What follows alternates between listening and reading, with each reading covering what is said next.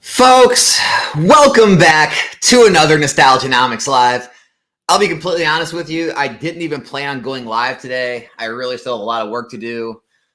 Just got done packaging all the orders from last night's stream, and I have some other things to do. But I just felt compelled, dude, to be honest with you. I still keep up with some content. I told you I cut out a lot of, content from the Pokemon community just because, I was sick of the negative takes or the biased takes. But I still listen to a few people because, I respect them. They know what they're talking about, but everyone's going to have their biases, right? And even me, right? You guys know I do too. And it is what it is. It's always going to come out. It's always going to show. But I'm not going to mention the content creators' names. I don't want, I like the guy, right? I consider myself friends with him. I never met him in person. I'd like to have him on the channel, but it just hasn't worked out yet. But he made a video recently really kind of dogging on modern investors. And, he's come out and, and a lot of the vintage collectors and vintage people have come out and they're actually in favor now of modern sealed, right? They see the reasoning for it. Some are still against it and think it's all going to crash, but now they've really kind of switched gears and they're really, starting to attack the modern graded slabs or modern singles in general as being uninvestable now. And they're all going to crash because, there's too many of them. They're overprinted. The pop reports are too high and the market caps are growing too much. And so what's happening is we're going through a growth cycle, right? And because of that, you're seeing values of these cards grow as they become more scarce and they're you can't find them on the market. They're more expensive to open the packs. And so they're growing in value. And this always scares people, right? Growth scares people. When things drop in price, I notice that doesn't really scare people. Like it's almost like that's normal, right? And that's been kind of like the norm in the investing community here in Pokemon is it's they hide behind the term of being real, right? We're being realistic, right? Or they use terms like this is irrational behavior, right? This is not rational. And it's ways to discredit, other people's viewpoints or to make, their viewpoints seem superior or whatever it may be. But I assure you, in my opinion, there is nothing irrational about this market. It's very rational. And things are moving exactly how you would expect them to move. I thought I'd show a couple stocks and kind of explain to you the modern versus vintage dichotomy, whatever you want to call it, and kind of give you a little lesson on how things work. All right. So here is, let's see, let me go ahead and share the old screen here. So here's a chart of AMD. If you don't know it, it's Advanced Micro Devices. They compete with NVIDIA. They're a microchip company, right? Chips in the computers and gaming, system and all kind of stuff, right? Cars. And here's what AMD has done over the past 5 years, okay? They were in the 20s. They were like $25 a share, okay, 5 years ago. And now they're currently trading for $180 a share, okay? Massive growth, right? They're a growth company. They are consistently growing. They're putting all their money into research, development, growth. And because of that, their stock's doing very well. Now, if you go down here, look, they do not pay a dividend, right? So they do not pay their investors for owning their company. So if the company trades flat for an entire year, you make $0. But that's okay because people understand that because they're a growth company. This is kind of what modern is, right? Then you go look at a company like Verizon, right? Verizon, cell phone company, very stable company. Cell phones aren't going anywhere. Verizon's been the top of the industry, right? They're not doing crazy growth numbers, but they're also not, you're not in fear of losing your money as much as you would in another company. And so Verizon had growth from the 90s, but as you can see, ever since like the 2000s when cell phones got big, they've been up, they've been down, they've been up, and now they're down. They kind of trade in the 60 to 40 range. And so you can say, well, if you own them in the past 25 years, you haven't really made any money, right? You've just been stagnant on your money. It's terrible. Why weren't you an AMD? Well, here's with Verizon. Verizon pays a dividend. So they're going to pay you almost 7% a year just to own the company. So whether the stock's up or down, you're making 70% on your money because, it's relatively protected in a stable company where you don't have to worry about growth. You're just worried about staying safe. This is more like a vintage card. Now, here's the issue. With Pokemon, there are no dividends. And so people like to promote vintage as being, a safe, stable play. It is, right? It's definitely more stable, but all of its growth cycle is far behind it. And so now you might see some steady growth over time. You might see a trade in a range. Your money's, you could argue more protected, but there's very little interest. There's very little popularity moving back there. And so it's most likely going to trade in a range, but you get no dividend to own it. And so it makes not a lot of sense unless you're a collector. For an investor standpoint, it doesn't make a lot of sense. Now, I want to talk about the booster box deal as well. So let me explain to you market cap, right? All market cap it's the amount of an item that exists times the dollar amount that item is selling for gives you the total amount of money in that item on the market. Now, here's the thing. I've talked about it before. Booster boxes are always falling in supply, okay? So it is possible to have the same exact market cap for Infinity or even lose market cap while the item gains value. I'll show you what I mean. Pay attention to the screen here, guys, okay? So on release day of Evolving Skies, okay, if you had 5 million boxes, these are arbitrary numbers. I have no clue what Pokemon's printing. I'm just giving you an example. Let's say they printed 5 million boxes and they were $100. That would give you a $500 million market cap. Now, let's say it's been a few years. We're in present day, and most all boxes get the majority of them opened within the first couple years while they're cheap, while they're affordable, while it's new, while it's fresh, while it's exciting, right? And so again, arbitrary numbers. I'm just showing you for just show you how market cap works. So no idea how many are left. I'm just saying. Let's say there are 500,000 still in existence, right? That are still sealed, not opened, and it's at $700. Well, now the market cap is 350 million. Well, how can that be, Alex? The price went up. The supply went down. And so people constantly use this argument like, you're going to need so much new money continuously coming into the stuff for the price to rise. No, you don't. You don't. You actually had $150 million fall out of this item for it to hit $700. So technically, the market cap can continue to fall while the price continues to rise. Now, again, arbitrary number. We're just guessing here. I'm just spitballing. Let's say by 2030, this box is I put 100,000. My bad. Or I'm right. Let's say there's 100,000 total sealed boxes left by then, okay? And it's $3,000 a box. Oh, the market cap would only be 300 million.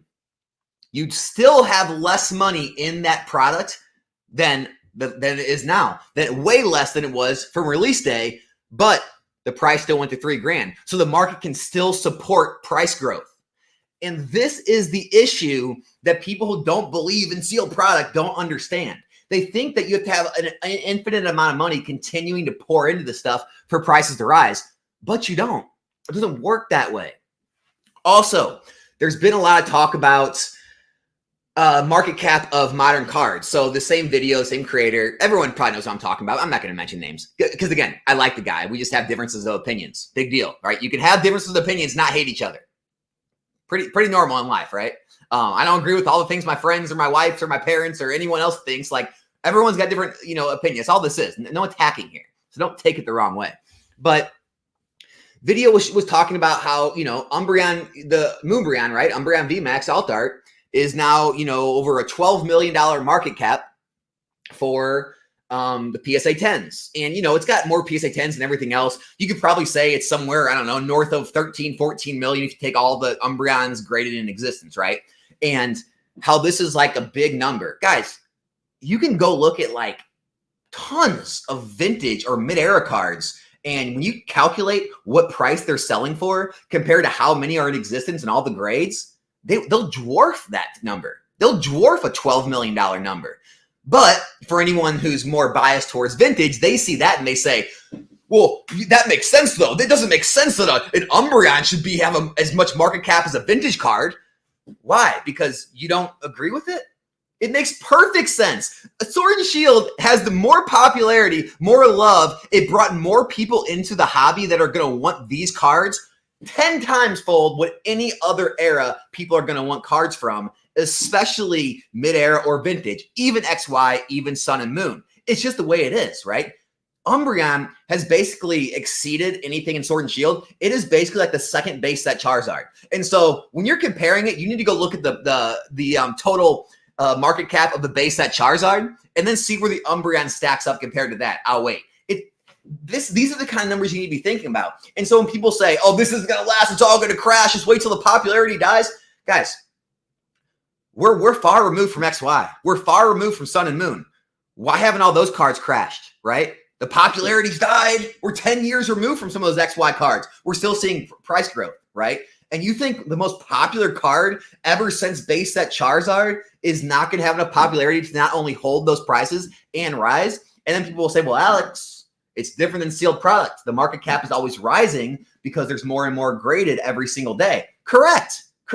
But as you can see, the price is rising because it can't even quench the amount of demand the market has for this card. And not only that, we've talked about it before, it's very scarce. There's like 50 of these on the entire market, or at least there was like a week ago when I checked. We could check here today, but there's so few on the market because people actually want them. The prices keep going up, but no one wants to sell them. They actually want to collect it. They don't care about it. They made $500, $300, $200. They don't care, right? It might go to $2,000 and people still might not sell because it's the same reason, base set Charizard can hold, $1,000 plus in a PSA 9 and not sell even after it rose up from being $100 a card not too long ago. Really not too long ago, guys, like maybe 8, 10 years, 12 years. Things rise. Just because things rise doesn't mean they always fall. Now, am I telling you every single modern card right now is not going to have trouble in the future and not fall? No, of course not, right? Not every card makes it. The truth is very few amount of cards from each era actually stand the test of time, continue to hold value and rise, right? Because yeah, it's true. There's only so much money in the hobby. There's only so much money entering the hobby. And as there's more and more sets, more and more eras, there's only so much you can collect. But Umbreon, do you really think Umbreon is going to be the card that falls? I mean, if we go look at the cards that are staying stable and holding and growing in Sword and Shield, or other Sword and Shield cards, XY, Sun and Moon cards, and you're telling me that Umbreon's going to be the one that crashes? It's kind of crazy to think. And then people think like 10,000 is a high number. Do you want to just go look at the Google Analytics? Go look at eBay sales metrics and see how much money moves in Pokemon every single day, month, and year, right? Go look at how many people came back into the hobby because of the pandemic, because of Logan Paul, because they were at home with free money and they wanted to start collecting their childhood again. Still coming in the hobby with 151, right? We're already in the hobby like I was because of Pokemon Go or Evolutions or maybe Hidden Fates or whatever else that all have a huge, deep connection to Sword and Shield because of what happened and what it means to the hobby, with that card being the pinnacle of it. And so, sure, you can always make a bear case for things, but there's always a bull case for things, right? And you can always make a bull case for vintage, talking about the supply side and saying, well, there's very few more ever graded anymore, right? These pop reports are remaining very stable. There's only one problem. The demand is staying very stable, if not dropping as well. And so, like I always say, rarity is just a number. You could have 100 of something, and if only 100 people want it, it's not going anywhere. You could have 1 million of something, and if 10 million people want that thing, it's going up. And so that's what you have to understand is just because things are lower population or more rare or whatever it may be, you have to have the demand. And after the whole 2020 boom, a lot of the demand has left that side of the hobby and it hasn't returned. And more people keep entering the hobby and it hasn't returned. We are seeing upticks on some vintage and mid-era cards. Which ones are they? Which ones? Either the top hits in the set or the most popular species. Like I've always said, in every era, right, there's going to be the top tier stuff that people want. 95% of the cards, they're not going to see movement. They're not going to see growth. There's not enough interest, right? You have to go where the interest is. Now, this is why I'm not like trying to pitch you on modern slabs. I'm just saying it doesn't necessarily mean they're all going to drop just because they're high population, right? Here's the other thing. This is why I like to stick to sealed product. Just like I showed you on the example in the spreadsheet, sealed product is always dropping in supply, meaning you could literally have the price rise every single day. And as long as the supply drops every single day, it gets opened, it gets lost, gets damaged, gets whatever it may be, you could literally have the same market cap into eternity. Now, obviously, it's just a hypothetical scenario, but hypothetically, you could have the same market cap on a vintage box for eternity. If the supply kept dropping at the same rate as the price appreciating, that market cap could never change. Meaning you would never need another dollar of new money to enter that product for the price to go into infinity. Again, not trying to tell anyone to FOMO, not trying to say that's going to happen. What I'm saying is those are the fundamentals behind why sealed product works, right? It's why you still see sun and moon boxes and XY boxes continue to grow. I actually shared a spreadsheet, I believe in my Patreon, but XY boxes, this is far after any pandemic, any of that help, from March 23 to March 24, okay? 1 year, far away from any of the craziness, XY boxes still grew at almost 30%. Sun and moon boxes in the same year, 2023 to 2024, still grew at 63% or something like that. How is that possible? If after the popularity's gone, after the newness is worn off, after all the freshness is gone, how are they still able to do 30 and 60%, crushing what you would see in a traditional investment 5-10 years removed from when Sword and Shield and Scarlet and Violet are overshadowing them, right? It's because there's so much less and less and less of it every single day. It's in private collections. Investors hold it. It's already gotten opened. Streamers crack it every single day, and there's less of it. And so the price rises, and you don't see tons of it enter the market because there's not as much out there as you're expected to believe, right? There's not airplane hangars full of this stuff. Not everyone's got big storage units. And, you get a warped view of reality when you look at comment sections or you're in Discord groups and everyone's talking big game, right? But, guys, where are we? This is 2024. Most people on the internet all lie. They all embellish things. Like, you don't really think everyone's got freaking storage units stacked to the top. If everyone had that, you're talking everyone's a millionaire, basically, right? To stack a storage unit packed full, that's basically $1 million+ dollars. So you're believing everyone's a millionaire and they're all putting all their money in Pokemon. That's what you're believing. Do you see how ridiculous that sounds when you say it out loud? So don't look at all this and think like everyone's doing it. It's product's endless. When it goes up, it's got to be manipulated, right? It's got to be a big, farce, and everyone's kind of working together to pump the price up. Nope, just organic demand. It's how Pokemon products work. It's how collectibles work. They go through times of stagnation. They go through times of booms, and that's why you can have a product sit stagnant for 2 years, and then the third year it could jump up 100%. And look, now you're at 33% a year in gains. That's how this hobby works, and that's why you have to have a long-term mindset. So that's really all I wanted to get on and talk about today, guys, is obviously it's always good to take in all perspectives and listen to what everyone has to say, but don't fall down that rabbit hole of getting too focused on supply, because that's what a lot of the people who put a lot of money into the vintage and real niche markets, all throughout 2019, 2020, 2021, through the boom. They thought like that was going to be the thing to sustain. All modern was going to go to zero. A lot of those people have gotten crushed, or they've made very little, if no money, in these last 3 years, while anyone who invested in modern sealed is up hundreds and hundreds, if not thousands of %, depending on some of the items like Team Up that you were in. And it's the fallacy of thinking that supply is more important than demand, right? Supply and demand, they have a very equal nature, right? It's a very equal nature. Popularity's in there as well, right? And you have to remember that. You can't put too much emphasis on things being low population, low supply, high rarity, and take out into account that, hey, everyone wants these things, right? Everyone likes these things. You have millions and millions of people that want something. And when you have millions and millions of people that want something, for a market cap to rise $1-2 million, it's not like some gigantic, tectonic plates of the earth moving. It's normal market growth. Here, if you take like the stock NVIDIA, go look at that market cap, what it's done this year. Does that mean NVIDIA is going to crash into the ground? No, the company's growing. It's innovating. It's taking more market share from other companies, right? And because of that, its market cap is rising because the stock price is rising and they still have the same amount of shares outstanding. And so that's how you get market cap rising.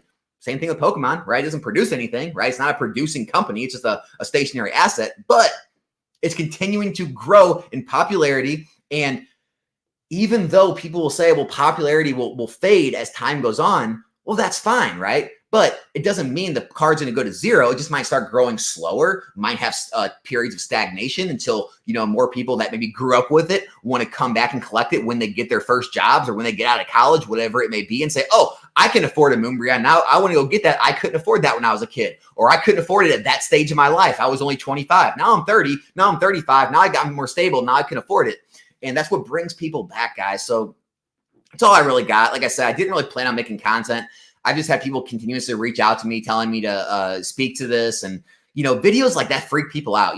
I actually get, I get told in my comment sections, I could go find you comments, but people say, Alex is making up all these people in his head that are against like modern Pokemon or against modern Sealed. And he's preaching to the choir. No one's actually negative. Guys, if you go into certain Discord communities or certain online forums or listen to certain channels on YouTube and just read the comment sections, you will see just how negative people are. People, and they're not memeing. Like these are smart people, and they're making they're making legitimate arguments, and they legitimately think that modern is going to crash. They legitimately think that this is all like based on some big speculative bubble, and everyone who buys and purchases and collects it and invests in it is all irrational, right? And the only rational move is to move to cards that most people do not really even care about or want, but just because they're more rare and they have lower populations, that they're the smarter play than being in things that are much more popular and sought after just because they have higher populations. It's very strange, but I promise you it's out there, guys. And I just want you to know both sides of the story. Again, no hate.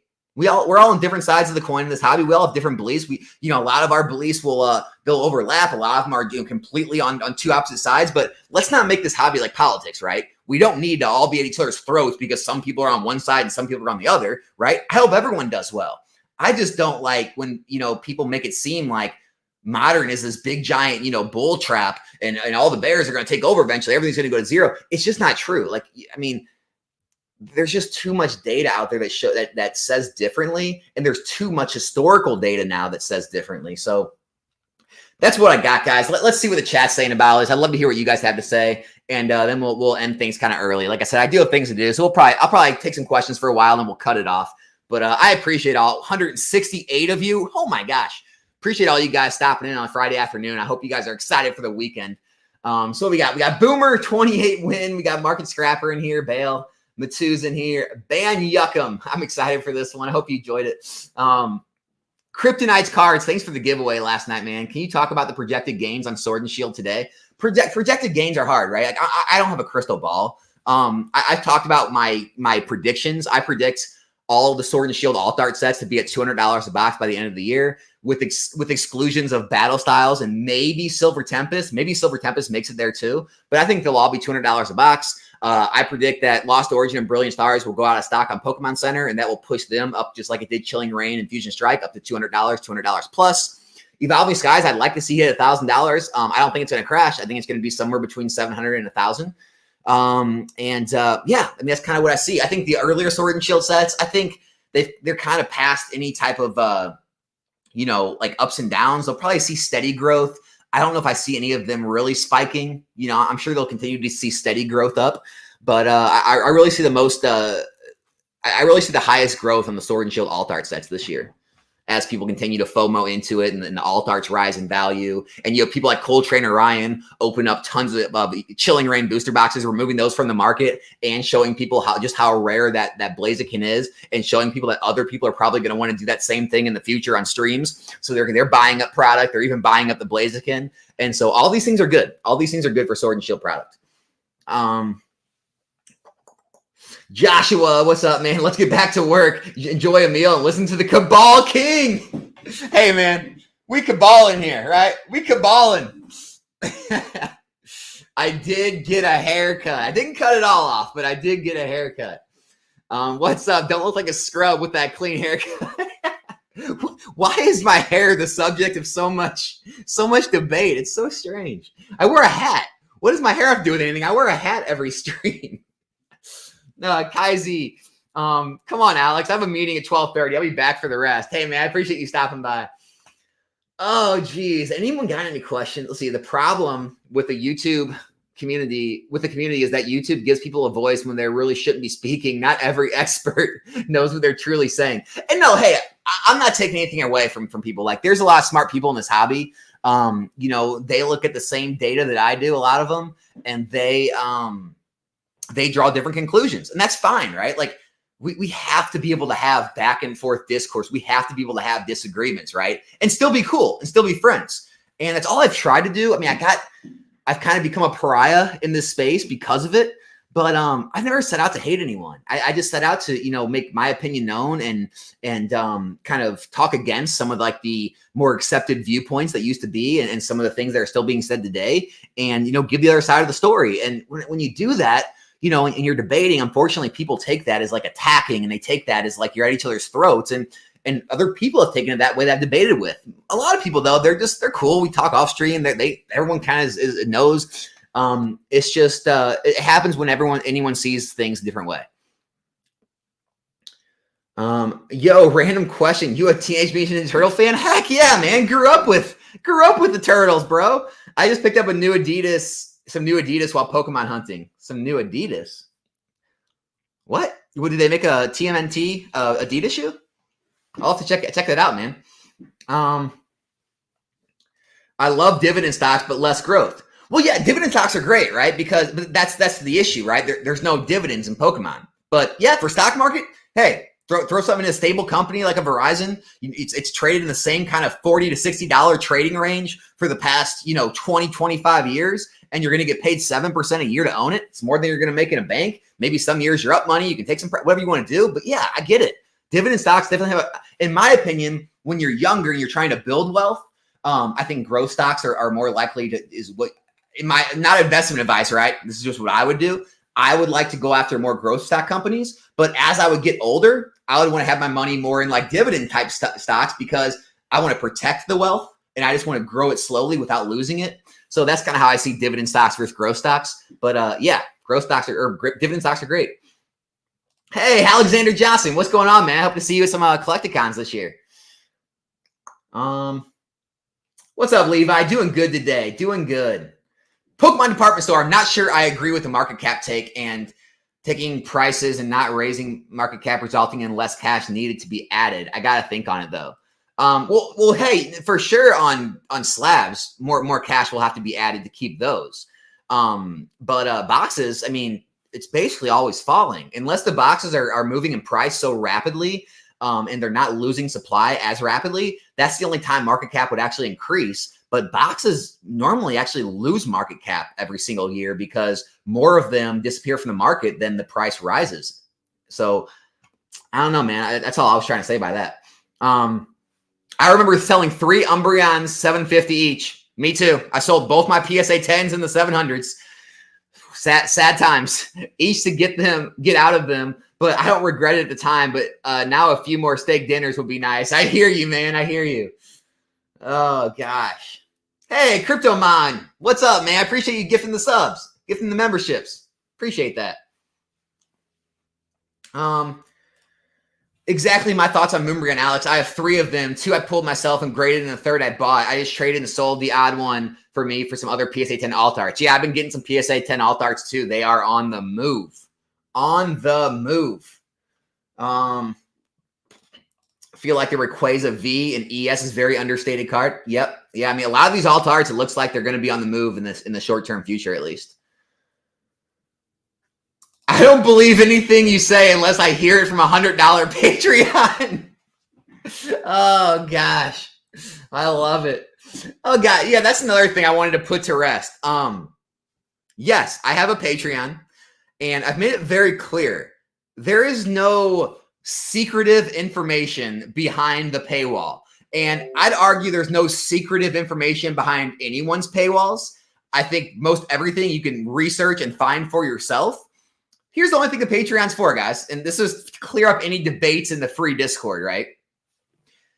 Yes, there is a private Discord, but, some people just like to be removed from the general, Discord, to have more serious conversations, kind of get away from all the memeing and all the arguing and all the bickering and all the pig pictures. They just want to talk serious business, investing, collecting, Pokemon talk or collectible talk, right? So that's one thing. Yeah, there is one, long form video I put up about, the current state of the market. And then there is going to be another long form video we're going to do live where we just, it's like a collection investment audit video where anyone can talk about their budget, their goals, what they currently have, where they're trying to get.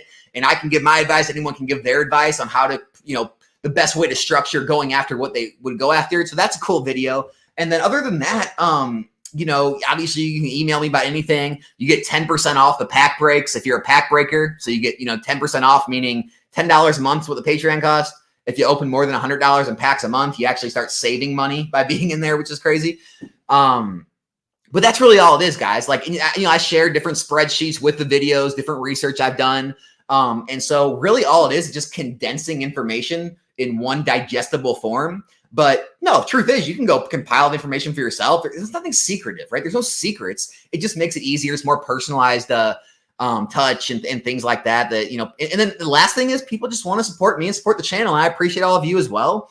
And that's all that is in the $10, Patreon, right? If any of that interests you, there it is. The link's in the top of the description. Okay. And then, yeah, there is a $100 tier. It's for just a one-on-one video call. Honestly, I don't expect many people to do that unless you have like really specific questions. You're really trying to dive into this full time or whatever it may be, or, whatever. You just want to, show an extra level of support, but that's all it is. Right. And so don't make more out of it than it is. I'm not here pitching it to you. I'm not trying to sell you on it. I'm not trying to get you to join. It's just there if you want that extra level of, investment collecting Pokemon stuff, or if you want to support the channel on that extra level, or if you're a big pack breaker and you're going to save money on the pack breaks because of it. Those are really the reasons. Other than that, no secrets, guys. No secrets. I'm still making these videos where I give you a lot of the information. So, I mean, I don't know. Anyone that's against Patreon, I don't know what else to say to you. That's as honest and clear as I can be. Yeah. Oh, this is the best comment of the live stream, Chris. It's okay to feel good about an investment. Gosh, why is it like seen as like the cool thing to be negative in the Pokemon investing space, right? It's like, it's seen as like being realistic or being rational to always look at the negative, right? But whenever, you look at the positive, and then things like Evolving Skies happen or things like Fusion Strike happen and the boxes rise in value and you're happy about it, why does everyone want to chop you down, right? Like, oh, it's being manipulated. Oh, it's buyouts. Oh, this isn't going to last. It's like, no, I believe in sealed product. I put my money to work. I've made a lot of money on it. I want to feel good about it, right? I made an educated guess. The educated guess, paid off. Why do you got to chop people down for that? It's wild to me. It's so wild. Totally agree, Alex. I suppose the only thing is that the market cap will be made up of fewer individuals with larger person exposure as opposed to many individuals with smaller personal exposure. Yeah, it's possible, right? It's possible. I'm going to tell you this, though. This is just me. This is just one person in my experience. The majority of people that have reached out to me, and these people have higher net worths. I mean, definitely in the millions, if not tens of millions. I can confirm that. The things they're interested in have been modern Pokemon. That's where their money is headed. And so I continue to see this time and time again. And people in the hobby that continue to progress in their career or their businesses, or they could become the higher net worth individuals. So I agree with you, but I also disagree. I mean, I think there's a lot of high net worth individuals that are coming into modern Pokemon. And it's not all focused on just the rare niche, scarce stuff. So I will say that. Let's see. Oh, Steve, he's talking to someone else.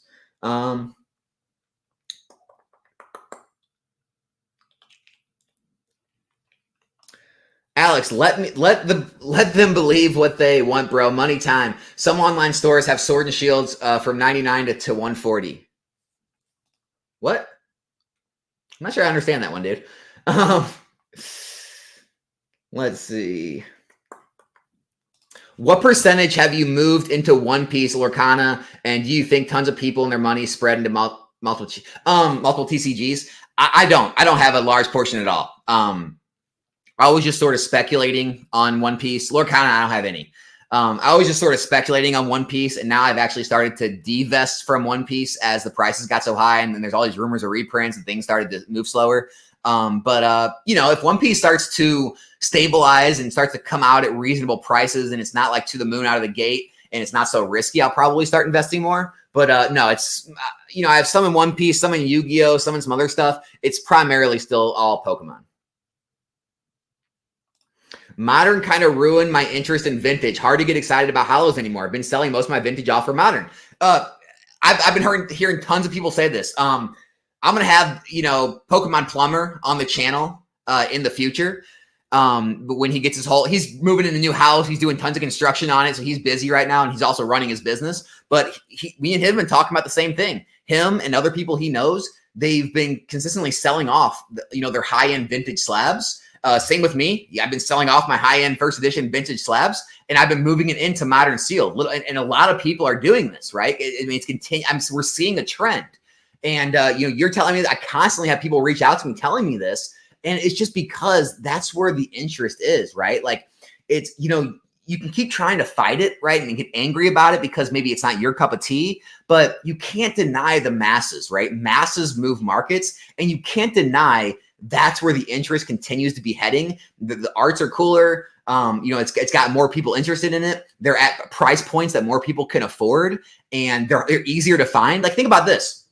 There's 180 people watching right now. I have almost 9,000 subscribers. Let's say we all wanted to go collect some random vintage or mid-era card. You can't even do it. You can't even do it, right? Well, what fun is that? You can't even find enough of those cards on the market to even collect it. And now people will say, well, Alex, that's a positive. That's how fast the market can move. That's how scarce it is. The issue is, it's like people just get bored. They're like, okay, well, I don't care. I'm going to go collect things I can actually find, I actually like. I'm not just going to taste this rarity just because I can't find it. And that's why Modern continues to move. And because of this, people continually want to open the packs and take that risk of pulling those cards and cracking those boxes, which removes supply from the market, which pushes these boxes up in price. And it's just a self-fulfilling prophecy. It's a well-oiled machine at this point. And it's not looking like it's stopping anytime soon, guys. You know, you see the same thing happening in sports card markets. Like, you know, all these platforms, all these companies, they are pushing breaks. They are pushing openings. They're pushing this product to be opened. And because of that, the supply always continues to fall. Discord is mad chill. Love to hear it, man. Love to hear it. Imagine being in 2024 and still not believing in Modern Sealed. Imagine. But I mean, hey, and Godly Shad, like, Godly Shad does both, right? He's you know, he's not stuck in that same mindset that people had 10 years ago, right? He's evolved, and he's got money in Modern Sealed, but he also likes to collect vintage. And we talk about it all the time. Like I tell him, dude, the best and the best and most sought after Pokemon and cards will probably do well in the future, right? When we're talking about like the high end stuff, or the main characters from first edition base, or crystals, or shinings, or gold stars, or, you know, the most sought after cards from the most sought after sets of the most sought after Pokemon, they will most likely do well over time. I still believe in Modern Seal more, but I think those will still be a good store of value and rise in value. But again, it's like 95% of the cards after those will most likely not see growth, and will most likely even continue to decline or stay stagnant. And that's the issue with it. But yeah, I mean, I agree, man. Like, there's a lot of opportunity everywhere right now, depending on what you like. What's the max? Let's see. What's the max for getting into Sword and Shield Alt Art sets? How much per booster box is too much? Dude, that's an impossible question. Like, here's the thing. If you ask me, is $200 too high for Fusion Strike or Chilling Reign? Well, you know, there's definitely better places to put your money, you could argue. But if you're asking me, Alex, are those sets going to be $400 to $500 in 3 to 5 years? I would say I believe so. So then you have to ask yourself, well, is doubling my money in 3 to 5 years a bad place? I mean, I think if you could double your money in a stock or a mutual fund in 3 to 5 years, you'd invest in it, wouldn't you? So you see how there's some gray areas. Now, I can also say, are there better boxes at better price points right now than Chilling Reign or Fusion Strike? Sure. Are there better boxes at better price points than $700 Evolving Skies boxes? Sure. Does that mean that Evolving Skies isn't going to get to $1,000 or $2,000? No. Right. So it's It's whatever you're looking for, right? Whatever makes sense for your budget and your time frames and what you're looking for in growth and how fast you're looking for that growth, right? If you want to gain wisdom and knowledge about legitimate good investment plan and strategy, the Nostalgianomics Discord is the place to go. Just a bunch of wet wipes bumming their level 0 plays. Well, he's obviously talking about the free Discord, right? We're on a little different level in that big paywall that I built, right? That $10 paywall. Now that's where the secret sauce happens. Oh man, I love it. I love it. What else we got? Honestly, NN, all your points have been almost entirely true since I've been following you for about one year and 4 to 5 months. Oh, Milton's uncle, what's up? I remember you've been in some of the pack breaks and stuff. I appreciate that, dude. I'm glad I hope you've taken advantage of it and done well with them. I really do. What are your thoughts on Evolving Skies? Top, say, 10 cards, hit potential growth. Evolving Skies going through the roof. Yeah, Evolving Skies is the perfect storm, right? It had reprints, but they're so far removed that so much of the supply is dried up. So you have low supply, which continues to get less every day, right? You have more and more buying it, putting it in their permanent collections. You have a lot of the big sellers already take their profits back when the boxes were 4 or 5, 600. And so now you have no big sellers with giant positions on the market, right? You have it continuously disappearing from the market. You have all the alt arts in the set rising because no one's really opening as much of it. And so more supply isn't hitting the market and people are realizing, oh, this stuff isn't endless. I better get in while I can. And it's just the perfect storm of everything moving. That's why I said I think it could hit the $1,000 box by the end of the year. Could it? Yeah. Will it? We'll see. Right? I'm not guaranteeing it, but it's not out of the realm of possibility. It's not unrealistic. But yeah, I mean, here's the thing. I sold my Evolving Skies. I bought back in the 300s. I bought back in recently in the 400s. So I've been buying on the way up. I still believe it. I haven't sold any. By the way, guys, if anyone wants to know, like, oh, is Alex just like shilling and dumping it all? Haven't sold a single sealed item. The only sealed items that I have listed on the market was I did buy some Celebrations UPCs from a friend of mine, but he sold me the whole case at $1,100, so it was $275 a UPC. So I tried to open a couple. Didn't go my way. I was going to try to grade the metal cards. Of course, they were damaged. So I didn't even try with the second 2. I sold the other 2 off, right? And then I have Yu-Gi-Oh! Legendary Collection on the market because I was able to buy from Eli's Pokemart's distribution program that you can get in. It's open to the public. It's like $95 a month for regular people. But you buy at distribution pricing. I was able to buy some of those for my investment. And I also bought some extra ones just to flip on the market because there's a margin to be made there. And those are the only sealed products I'm selling. I am not selling a single sealed booster box or sealed Pokemon item right now because I still believe in all this stuff. I'm still buying. I just spent $3,000 on TCG Player today when they had that percentage back in bonus rewards. And I just picked up. I don't know if he wants me to reveal his name, so I'm going to keep him private. But someone reached out to me through Instagram, and I just picked up a $7,000 collection from him. And I'm still buying. I am still a net buyer in this market. I am not a net seller right now. And so that gives you where I'm at with everything. So if you think I'm just like blowing smoke or, just saying random things in this video that I don't do myself, I do it all myself. Continuing to do it myself, continue to believe in it. You got to do what's right for you, though. I'm new to Pokemon. I joined with 151. A lot of people did.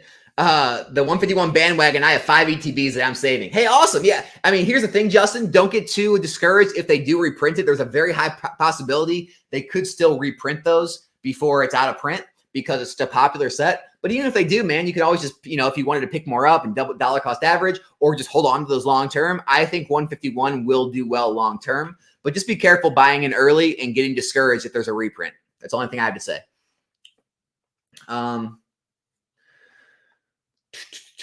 Let's see what else we got going on. I'm only 20 minutes back in comments. That's not too bad. That's not too bad. New member. We got Robin. What's up, man? Thanks for joining the memberships. Alex, the self-proclaimed Pokemon investing $100 a month, quit his job to scam viewers. Expert. Believe me, his plays are you optimal? What the heck, dude? What the heck? Why the hate? Why the hate? Let's see. Afternoon, Alex. Topic of conversation really depends where you got in and investment wise. If you timed it right, it becomes even harder to lose money than to gain long term. Absolutely. Absolutely. It definitely does depend on your entry point. Yo, man, how is sealed boxes going to be worth a lot in the future if everyone is investing in sealed boxes? Everyone investing in modern sealed now, maybe it's time to go back to cards. So friends of the night, so there's 195 people in here, which is fantastic. Thank you to all of you for being here. But there's like, what, 9,000 people subscribed to my channel almost. There's other investing channels that have maybe thousands, tens of thousands, whatever. The community is literally millions and tens of millions, if not 100 million plus large. Okay. So, and of this investing community, the people that say they're doing it aren't even all doing it, right? There's a lot of people that talk big game or they lie or they embellish for the internet. And so the amount of people actually doing this at a large scale and actually investing in this hobby is so much smaller than what you think, right? And that's why we don't see the market getting flushed with Sun and Moon or XY or other Sword and Shield boxes. Look, Evolutions is supposed to be endless, right? When I was investing in Evolutions, everyone said it was the stupidest thing in the world. They're like, these boxes are endless. They're printing it to the moon. There's like 5 reprints. They're never going to be worth anything. The boxes went to over $1,000. They're still holding at $800. How would the boxes still be holding at $800? Why wouldn't all these people with massive amounts of endless supply that they got in at $80 and $90 a box be selling at $800, $900, $1,000, $1,100 a box? Why would they still be holding on to their boxes? Answer me that. The answer is there's not as much out there as people make it sound. There's not as many people doing it as you might think. It's a way to instill fear into people to stop them from doing it. And so that's my opinion on that, dude. No, I don't think there's going to be a liquidity issue with booster boxes anytime soon. Coming from South Africa, booster box pricing here is R2800, which is $140. Cost is around $115 at R1 singular distro, which is crazy. Wow. Well, Joshua, what I would say is it's kind of relative, right? Because, if boxes are 80 or 90 or like $90 here and they're $115 there, if they go to 200 here, they're probably going to go from 115 to like 250 or whatever the equivalency is there. And so you're just buying in at a higher dollar amount and then you're selling at a higher dollar amount most likely down the road because the markets are usually kept separate. And so I don't think that's a huge issue, right? Because, you probably don't have a lot of, US or, other countries you're selling to. There's probably more, you're probably more selling there. But yeah, I guess it does pose a risk. There isn't as much liquidity in the future, like locally. But yeah, that's a hard one. I don't have as much advice on the global markets because everyone is so different. Australia is different. Japanese is different. Like the UK and Europe markets are different. Every market is so different from each other, and the price points all differ so much. So that is kind of a hard question.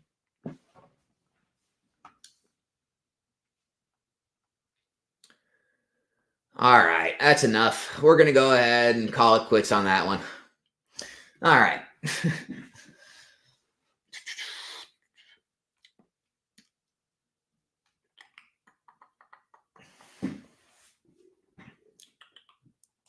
Pretty simple. People's hobbies are being taken and used as investments. It was never TPCI's intention on somebody new to have to pay $600 for a 3-year-old Umbreon card.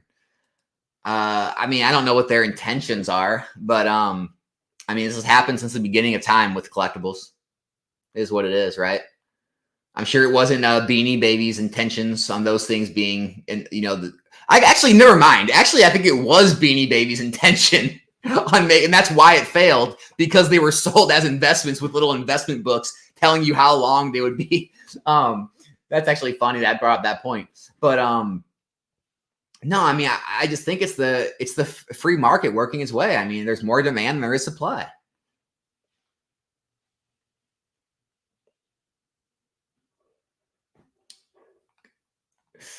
Let's see.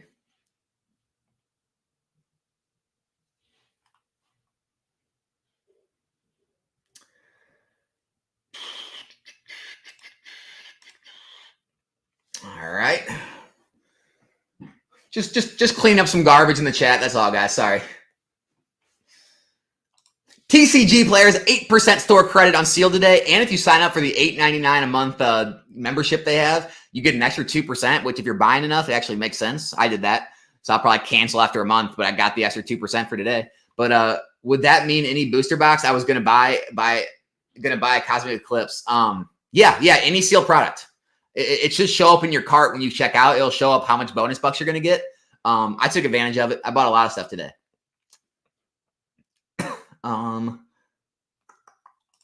Got to be able to separate personal collection versus business. God, that's hard. I'm Gen 1, but I know that modern is what moves in today's market. Yeah, same here. I grew up with Gen 1. Like, luckily, I got a lot of my collecting out of the way between 2015 and 2020, and I sold off all of it. And you know, it kind of quenched my collecting bug of like what I had as a kid. And now I try to collect things that I also see good, long-term growth in. And so, yeah, it's definitely hard to separate the two, though. Hey, new viewer here, Kyle Vu. Was into the actual TCG back during XY Sun and Moon. Does the meta of the new game affect prices? Temporarily, Kyle. Temporarily it does. Like right now, if you look at like Iron Hands from Paradox Rift, those cards are through the roof because it's playable, I guess. And so temporarily, while things are in rotation, they're playable. It will affect prices, but long term, usually a lot of those playable cards, they drop off because they're not actually collectible. And what runs the long term growth is the collectability of the cards, not the playability. But so it's more of a temporary price move with playability stuff. Ooh, 151 Master Balls up or crash? Ooh.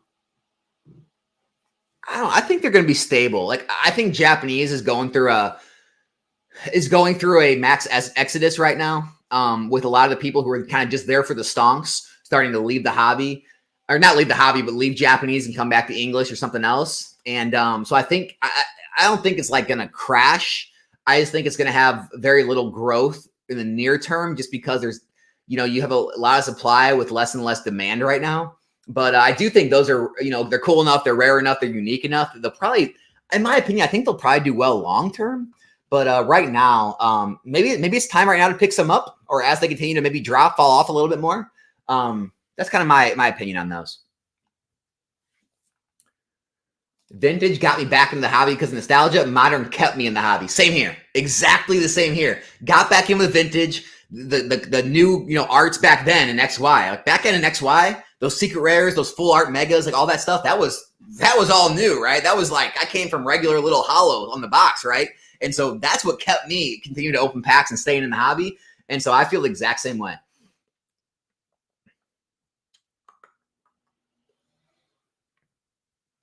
Cracking a box tonight. Love it. TJ, good luck on the pulls. Hope you guys have a good time. Alex, how are you enjoying the full-time YouTube thing? I recently came back to the channel and may introduce Pokemon. It's good, man. I like it. Obviously nowhere near what I was making in my other job, which I knew. But it's growing. I'm continuing to brainstorm new ideas and bring new things, and we'll see how that goes. I do love the content creation side. I love the pack breaks.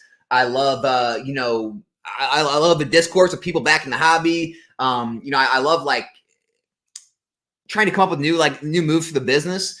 But I would say the thing I like the least is the thing other people like the most. I like I'm not as much about the day-to-day stuff, right? Like the buying, the selling, the sourcing, the shipping orders, like all that stuff's pretty redundant. But everything else I really like. So I haven't decided what I'm going to do yet. If I'm going to move into more of like a content creation side, into like, another channel, or really take, the content creation more serious and go on other platforms. Like I haven't decided yet. I'm just trying to brainstorm where to take it from here. But no, I've liked the journey so far. I'm having a good time. Having a fun time. Yeah, I see Garatina recovering. I think it's going to recover with all the other alt arts, especially as the Lost Origin box rises, for sure. Do you guys think I should sell my Evolving Skies booster box?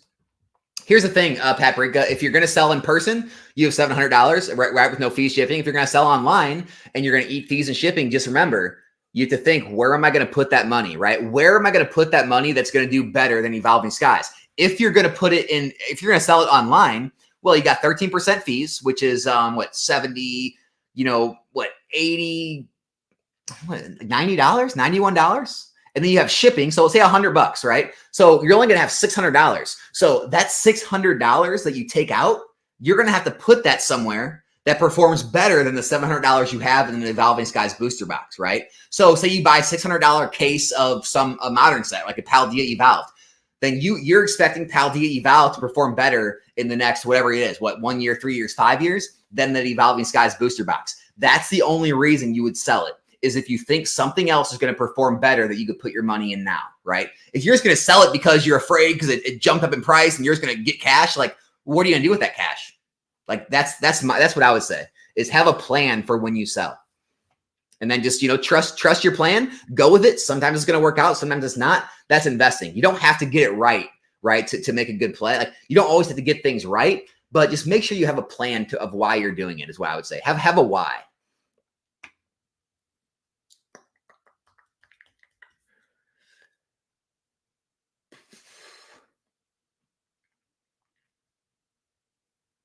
Code cards will be the next big thing.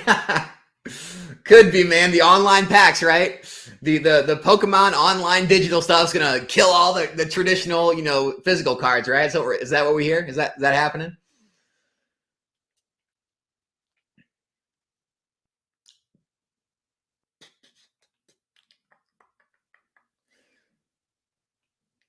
All right, I'm scrolling to the bottom. Let's see. Oh, here. Do you think value investing on some of the less popular Pokemon products can do you well in the booster box investing? Like if you get 70% on ETBs on eBay or something. Here's the thing. Individual packs, they do rise in value, right? They're less liquid. It depends, right? As booster boxes get really expensive, the individual packs can actually be more liquid, but in the beginning, they're less liquid. And they do take longer to grow because individual packs are in so many different items, whereas the sealed premium of booster box really carries the value. ETBs don't seem to have any premium anymore. They're basically worth what the packs and promo card inside are worth. And so because of that, you're basically banking on the value of the packs going up. And yeah, if you can get them at the right price and you can get the dollar cost per pack so low that it has nothing to do but go up, yeah, it makes sense. It can actually make sense. I still see better growth though in the booster boxes, but yeah, I mean, it's a play you can make. You can definitely speculate on it.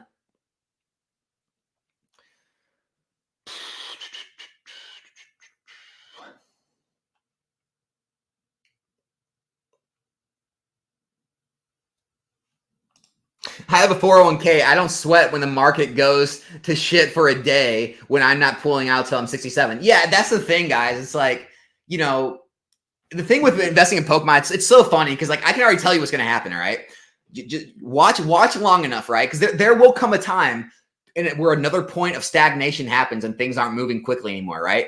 Pay attention. Remember this video.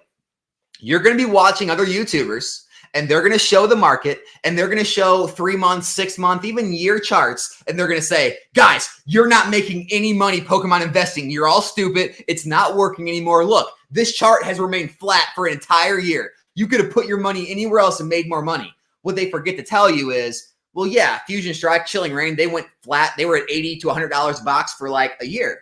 And then they went up and they were in the 130s, 140s for like even longer. And now they jumped up to 200. But so no one will say, well, you could have bought for $80, $90 a box and you would have made 100+% on your money in just 3 years. They don't say that.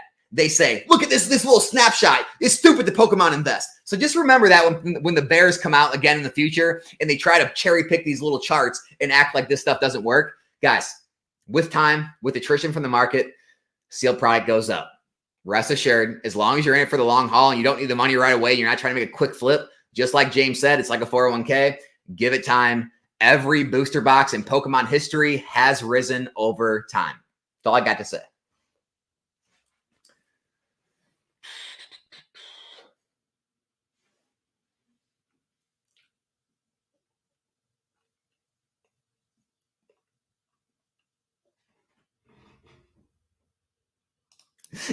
Weird how everyone is investing in Pokemon. I don't know a single person in real life doing it. That is a great point. Guys, go ask anyone in your personal life. Go ask anyone in person if they, even know about Pokemon. And a lot of people know about it. They're like, oh yeah, Pikachu, whatever. Ask them if they've collected the cards. Most will not. ask them if they still do, and ask them if they actually buy it to invest in. You will be hard pressed. You could walk around all day asking people, you're not going to find anyone. It's just these little microcosm communities here on YouTube or Discord or Instagram. It makes it seem like everyone's doing it.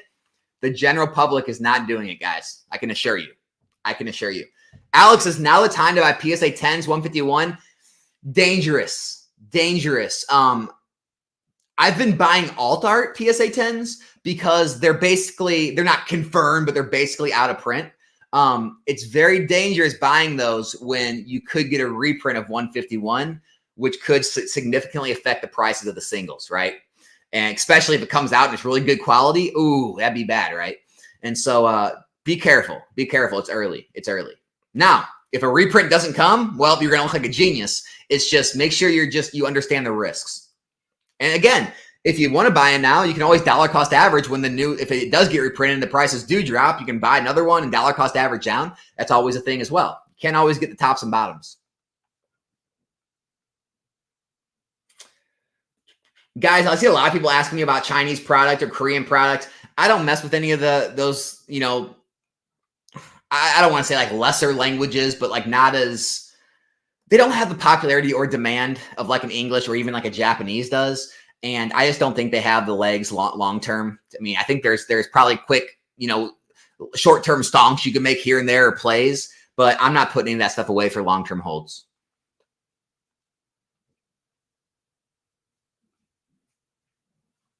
Alex, would you get one PSA 10 Japanese or two PSA 10 English ones? Oh, English all day, dude. I think Japanese is going through a period where things are going to normalize. You're going to have people who obviously were always Japanese fans stay. You're going to have some people who found Japanese that found out they liked it. They like the sets. They like the quality. They like the different, they like whatever they like about it. They're going to stay. But I think you have a huge group of people that were just in Japanese because it was being hyped up on YouTube and the streaming platforms and the rip and ships. And because English was less available for a certain point. And, then there's the stonks. Everyone wants to make the big stonks. So I think you have a lot of people that are leaving the Japanese side of things right now and coming back to English. And because of that, I don't see, especially in the near midterm, I don't see huge demand for Japanese stuff. I'm definitely more bullish on English.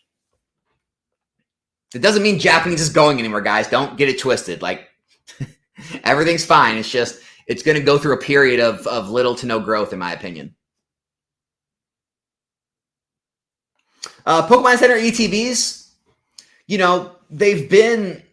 they've historically been so far in the brief history, Sword and Shield, they've historically been like the second best product next to booster boxes. But Scarlet and Violet era, we'll see. I like the fact they have the stamp promo, and they are somewhat scarce, especially the like early ones like Scarlet Violet base and, Paldea Obsidian, even 151. They're starting to seem like they're printing more now, or the demand's going down because the sets are becoming more and more available.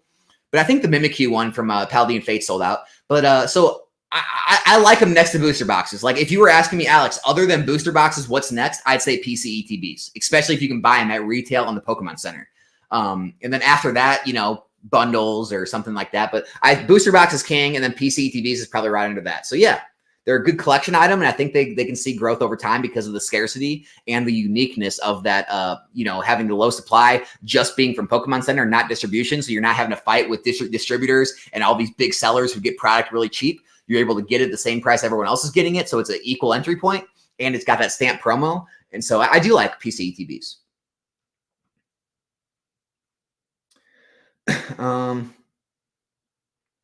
And Sinker Backstreet Boys. TT, I love it, man.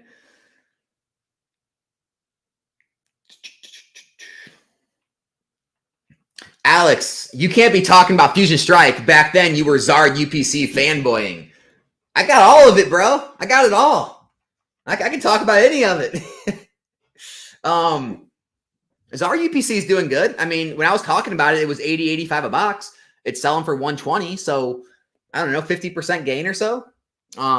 Fusion Strike back then was what, 130, 140? About a 50% gain, maybe a little more. So it's not really killing the Zard UPC.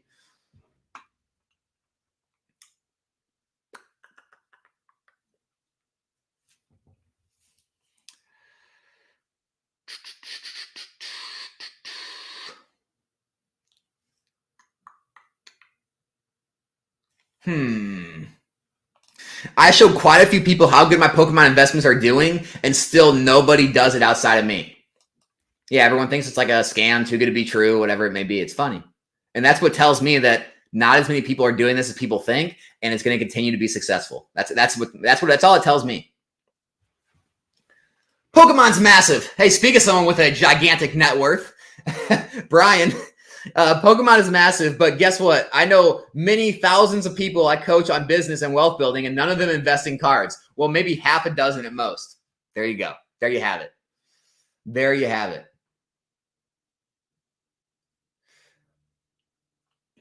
Paldea Evolved, I think it's the best set in Scarlet and Violet right now. Mainline set. I think 151 is the best, but I think it's the best booster box set.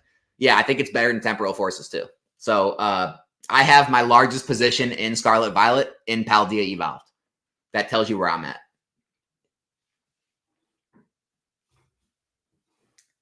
Alex, you're killing my buzz. I want you to be pro-Japanese so I can mock you in the future. Japanese will be fine, guys. Like, I mean, I was right. Like, I will take credit because I never get credit. I always get accused of being an idiot. But I will take credit. I try to warn everyone for like a year straight, telling them this Japanese stuff, it's overblown. It's going to come to an end. It's not going to, it's like, it's just, guys, it's so easy to call these things. It's like calling when everything was pumping during 2020. It's like, why do you think I sold pretty much every Pokemon item I owned? You could see it happening. You knew it was going to come out. You knew this Japanese bubble was going to pop. Does that mean it's not going to go back up? No. It just means it's coming down. Everyone's going to be fearful. No one's going to be buying a lot. And it's going to take some time to recover. That's all. Finally bought some Legend of Blue Eyes. All right. Still going cheap in the US, hoping it follows suit. All right.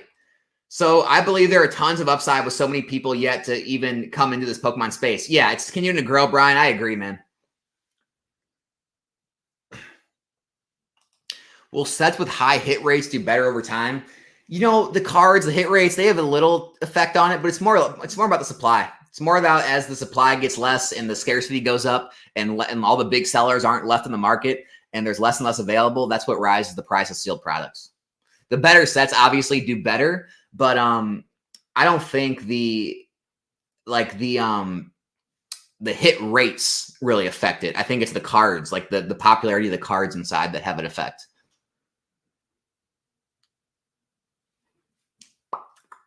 Because you could look at like XY. XY has much easier hit rates than Evolving Skies, but all the boxes are still went through the moon, to the moon, through the roof. Like, so I don't think it's the hit rates. So this is always the question. Is there opportunity in Cosmic Eclipse packs, right? Is there opportunity in Evolving Skies packs? Because the packs are so much lower than the booster box.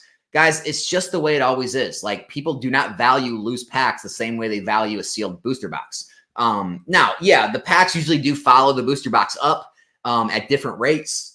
There's opportunity in all of it, right? So yeah, of course there's opportunity, but that doesn't mean I think the packs are undervalued, if that makes sense. Like, I don't think they're undervalued. I think they're properly valued because they come in every freaking item they print. So there's so many of those packs.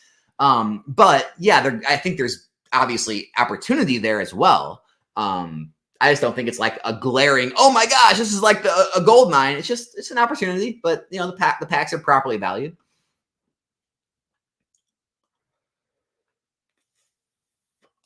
Do you think English or Japanese 151 will do better long term?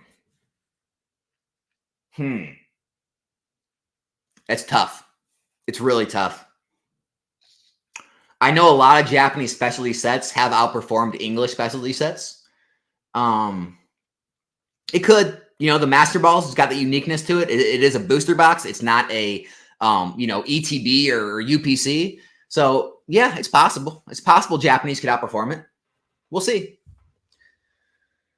Counting down the days to KC. Yeah, hope to see you again there again, Nick. See you there, man.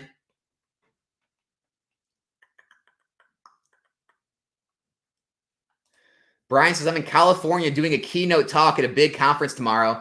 I'm going to give Pokemon investing plug. No way, dude. No way. Bringing Pokemon investing to the mainstream? Are you crazy? Are you crazy? Oh, that's crazy, man. Stop introducing more Logan Pauls to this poor middle class investments. Okay, guys, I think we're going to end it there. I appreciate everyone showing up, guys. In conclusion to this video, don't be scared by the higher population reports of modern cards than older cards. Of course, they're higher population. They're 100 times more popular. They're 100 times more sought after, and the prices are rising not because it's this big speculative bubble or irrational buys. It's because there's more people who genuinely, organically want those things for that price over other things. Think of it this way. Why is it irrational to buy a $1,200 or $1,100 Moonbryon, then pay like 50 grand for some vintage card? What is more rational? Paying 50 grand for a card that already went through its biggest growth cycle it's ever had, that even though it's fallen in price, it still doesn't have near the popularity, near the demand that a modern card has, and it's been sitting stagnant for years or dropping for years. So what's more, irrational? Like hoping that like everyone thinks the same way you do and is all going to want that card and there's going to be enough people that can afford that card and want it in the future, or going after a card that's in much more people's price ranges that obviously way more people want and are going to want because it's the card that brought more people back in the hobby. What's more rational, right? Think about this. What's more rational? A modern steel product that constantly goes down in supply, that the market cap constantly falls if the price doesn't rise at a fast enough rate to make up for the amount of supply it's losing? Is that more rational? Or is it more rational throwing money, elsewhere where it may not be as scarce, it may not be as popular as these modern sets are? That's all I really got to say about it, guys. I hope this kind of helped give a balance to the two, schools of thought. Again, no hate to anyone. Respect everyone's views. Everyone knows what my views are. I just like to give them so that you guys can, hear both sides of it and make the best decision for yourself that you can. That's all I got, guys. See you back here in a new one soon. I'm out.